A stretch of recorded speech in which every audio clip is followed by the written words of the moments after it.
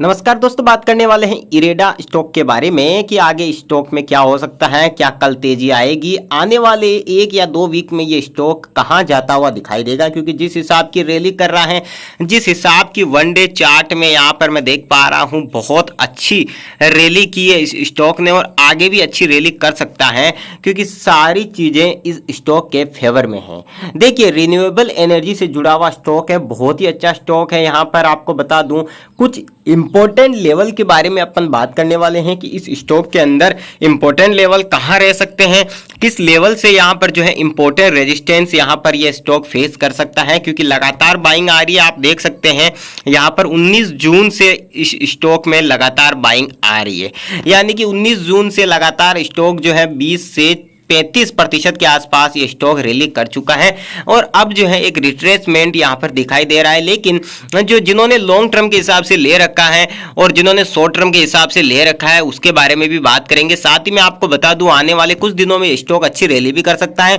तो देखिए, बिना टाइम गवाए सबसे पहले तो यहाँ पर कुछ इंपॉर्टेंट लेवल्स के बारे में जान लेते हैं कि इस स्टॉक में जो है आगे क्या हो सकता है। लेकिन उससे पहले सब्सक्राइब नहीं किया है तो चैनल को सब्सक्राइब कर दीजिए और नोटिफिकेशन का बेल आइकन भी दबा दीजिए। देखिए, यहाँ पर दो चीजें हैं। सबसे पहली चीज तो स्टॉक के अंदर बहुत अच्छी रैली आ चुकी है, यानी कि अब जो है कभी भी यहाँ पर एक अच्छा फॉल देखने को मिल सकता है, प्रॉफिट बुकिंग हो सकती है क्योंकि मार्केट ऑल टाइम हाई पे है। स्टॉक ने बहुत अच्छा ब्रेकआउट दिया है। आप देखें तो यहाँ पर ब्रेकआउट अगर आप देखें तो 214 रुपए का एक लेवल था। यहाँ पर मैं थोड़ा जूम करके आपको बता देता हूँ, ये जो डेट थी 7 फरवरी, ठीक है, उस रेंज का स्टॉक ने ब्रेकआउट दिया है। अभी यहाँ पर लगभग देखिए 3 जुलाई के को ब्रेकआउट दिया था और तब से स्टॉक बहुत अच्छी रैली कर रहा है और उसके बाद स्टॉक में थोड़ी सी सेलिंग आई थी यहाँ पर आप देखिए 9 जुलाई को, ठीक है। लेकिन अब यहां पर मैं एक चीज नोट कर पा रहा हूं कि स्टॉक जो है ब्रेकआउट कर चुका है, बायर्स इनवाइट कर रहा है और यहां पर डिलीवरी में स्टॉक में वॉल्यूम अच्छा आ रहा है। डिलीवरी में यहां पर डिलीवरी उठाई जा रही है काफी हैवी मात्रा में।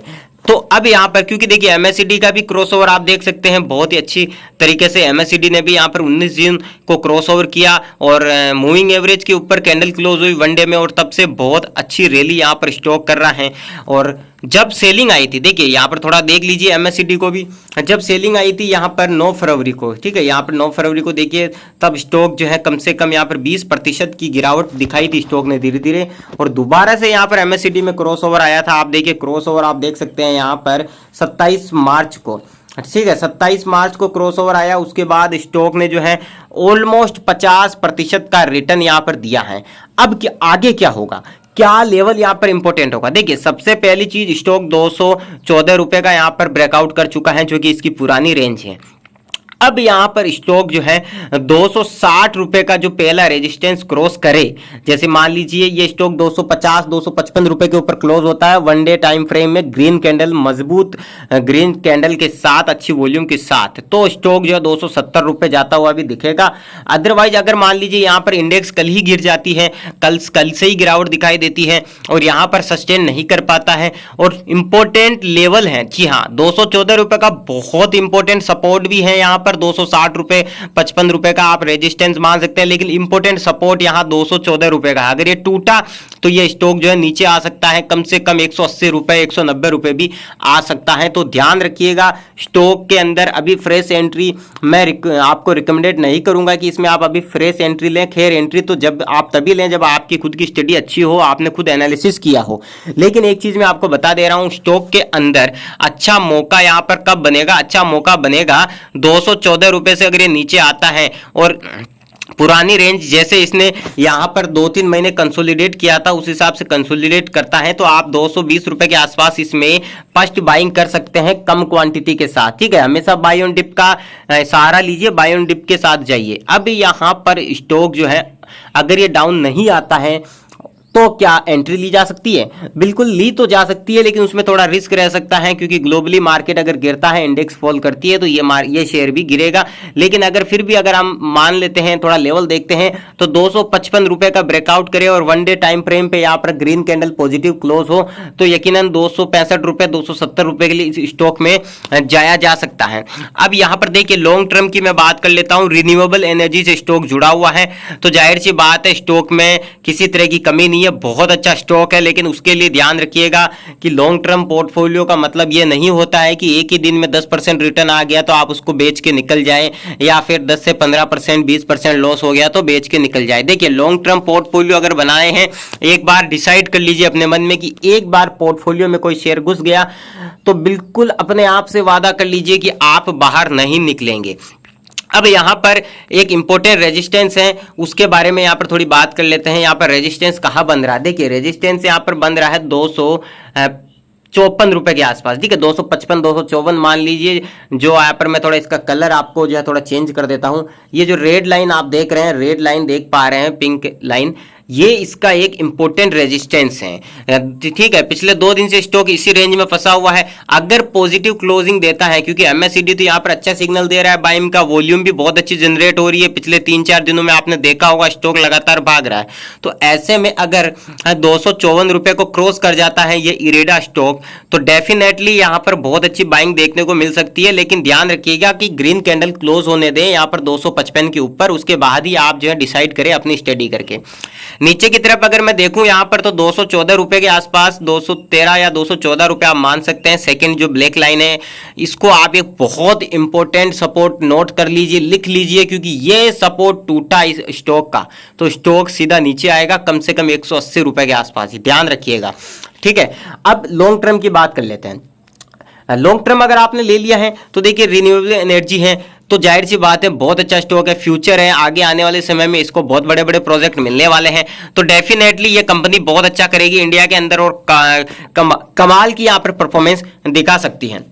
शॉर्ट टर्म के हिसाब से देखिए, मैं आपको रिकमेंडेड नहीं कर रहा हूं कि अभी आप इसमें एंट्री लीजिए, ठीक है। और लॉन्ग टर्म के लिए आप जो है बाई ऑन डिप कर सकते हैं। 214 रुपए से नीचे जाए तो एक बार हल्की सी क्वांटिटी आप ले सकते हैं। 5 बार में स्टॉक को खरीदिएगा थोड़ा थोड़ा करके और उसको छोड़ दीजिए लंबे समय के लिए। और जो नीचे के लेवल पर लेके बैठे हुए उनके लिए मैं यही कहूंगा कि अभी और होल्ड कीजिए, थोड़ा बहुत प्रॉफिट आप बुक कर सकते हैं, क्योंकि आपकी कॉस्ट निकल जाएगी। बाकी प्रॉफिट को आप जो है पोर्टफोलियो में हमेशा लॉन्ग टर्म के हिसाब से छोड़ दीजिए। इंपॉर्टेंट लेवल मैंने आपको बता दिए 255 का इंपोर्टेंट रेजिस्टेंस है और 214 रुपए का इसमें सबसे मजबूत सपोर्ट है। अगर वो टूटा 214 रुपए का सपोर्ट, यहां पर ब्लैक लाइन आप देख सकते हैं, क्योंकि यही इसका ब्रेकआउट था, 4 महीने का ब्रेकआउट है ये। अगर ये टूटा तो फिर ये स्टॉक नीचे आएगा और बहुत तेजी के साथ आएगा। लेकिन अगर लॉन्ग टर्म व्यू है, नीचे के लेवल पर लेके बैठे हैं, तो घबराने की किसी तरह की कोई दिक्कत नहीं है, क्योंकि मार्केट है, मार्केट का काम ही है गिरना और फिर से दोबारा से उठ खड़ा होना, ठीक है। हमेशा जो है पुरानी मंदी को भी याद किया कीजिए कि 2009-10 में मंदी आई थी, 2020 में मंदी आई थी, जब कोरोना की वजह से स्टॉक टूटा था, क्या वो फिर नहीं बढ़े? सारी कंपनियां 5-5, 7-7, 8-8 गुना हो गई और आज जो है दौड़ पड़े हैं उनको लेने के लिए बड़ी रेटों पर भी। तो याद रखिएगा, जब भी मार्केट गिरे तो अच्छे स्टॉक ढूंढिए और उसमें इन्वेस्ट कीजिए। इस स्टॉक की मैं आपको सबसे बढ़िया चीज बता देता हूं, ये रिन्यूएबल एनर्जी से जुड़ा हुआ स्टॉक है। जाहिर सी बात है, कंपनी का प्रॉफिट बढ़ रहा है लगातार और कंपनी बहुत अच्छी है, तो डेफिनेटली आगे आने वाले समय में अच्छा कर सकती है। लेकिन ध्यान रखिए कि आपको लॉन्ग टर्म के हिसाब से जाना है, अगर अच्छा मौका मिले तो। शॉर्ट टर्म के लिए अगर आप जाएं तो 200 रुपए के आसपास या 210 रुपए के आसपास आप छोटी मात्रा में खरीद सकते हैं। बाकी लॉन्ग टर्म में कभी भी जाए तो बाय ऑन डिप का इस्तेमाल कीजिए। स्टॉक अभी भी तेजी दिखा सकता है। कल यहां पर अगर ये स्टॉक 253 या 254 रुपए को तोड़ देता है और तो ये बहुत अच्छी रैली दिखाएगा और फिर ये अपसाइड थोड़ी बहुत और दिखा सकता है। हालांकि अगर आप देखें सेलिंग का, अगर कल जैसे सेलिंग आती है और एमएससीडी भी क्रॉस यहाँ पर क्रॉस डाउन दे देता है, एक बार ऊपर से क्रॉस ओवर हो जाता है, तो ये सेलिंग में कन्वर्ट हो सकता है स्टॉक, ठीक है।